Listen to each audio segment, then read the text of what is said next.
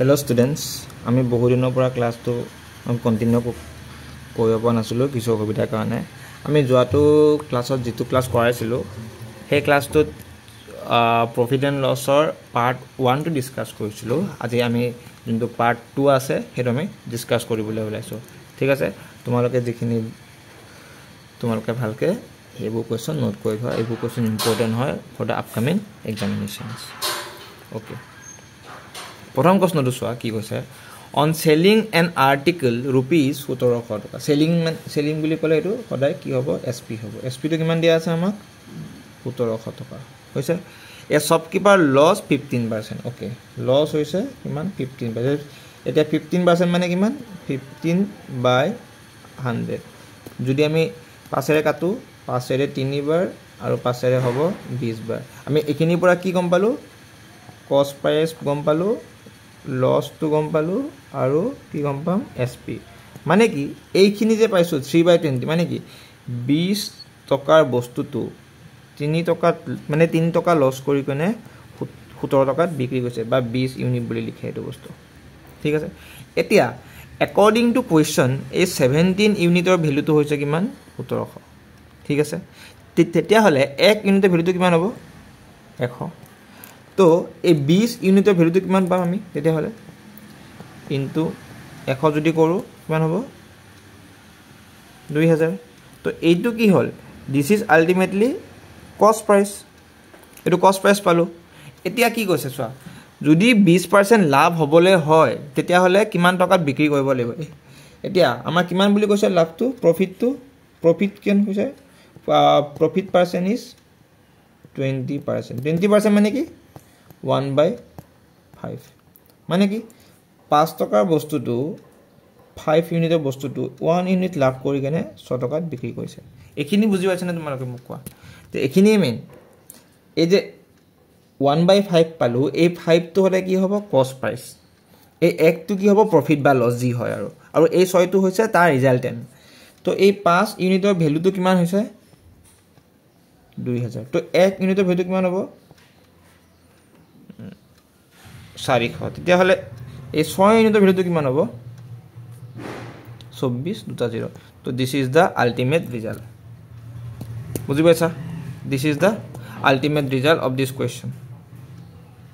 বুজি পাইছা নে সকলে বুজি পাইছা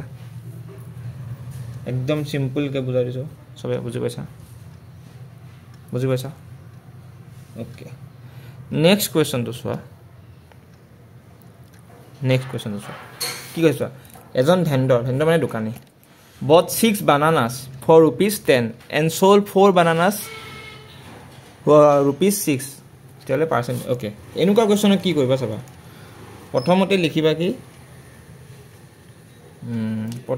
প্ৰথমতে লিখিবা প্ৰাইস তাৰপিছত লিখিবা কোয়ান্টিটি এতিয়া মানে কি 10 টকাত 6টা কল বিক্ৰী কৰে হল তাৰ পিছত কি কৰে 6 টকাত 4টা কল বিক্ৰী কৰে এতিয়া এনেকুৱা কোৱেশ্চনত কি কৰিবা তোমালোকে যোনটো কোয়ান্টিটি আছে ন এই কোয়ান্টিটি পাৰ্টটো এই কোয়ান্টিটিটো একে কৰি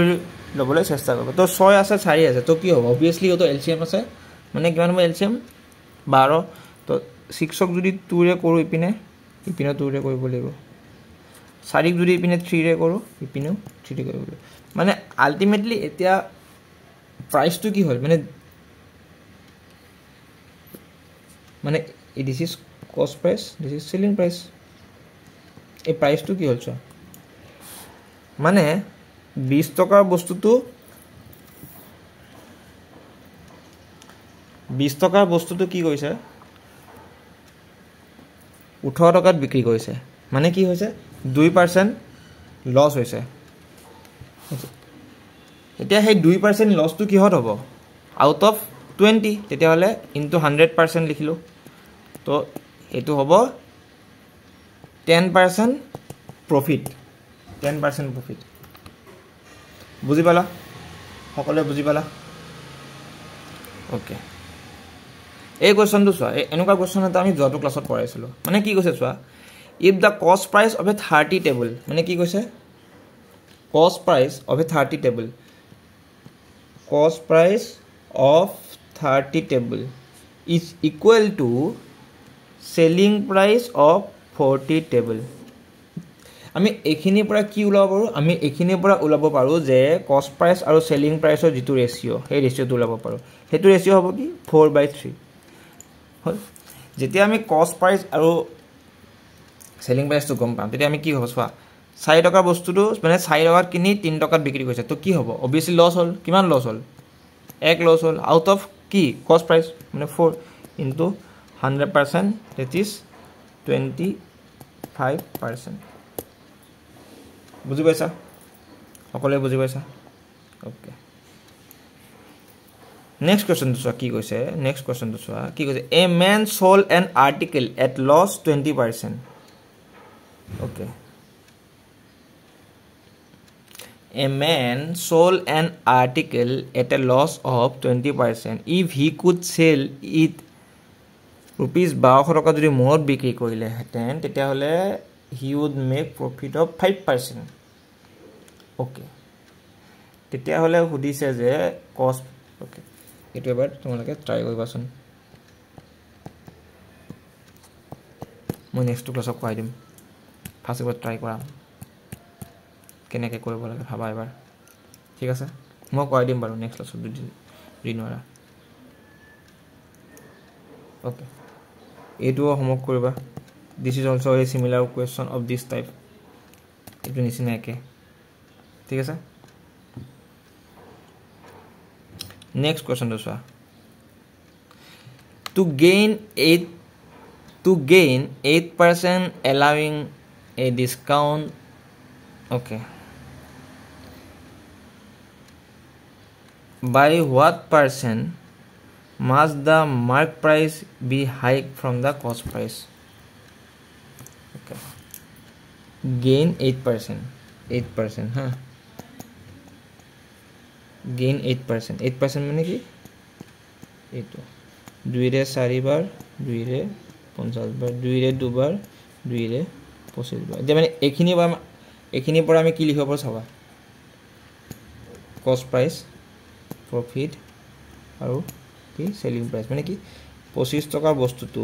2 টকা লাভ কৰি কেনে 27 টকাত বিক্ৰী কৰিছে এটো হচ্ছে মাৰ এই প্ৰথমটো পৰা তাৰছত ডিসকাউন্ট কিমান দিছে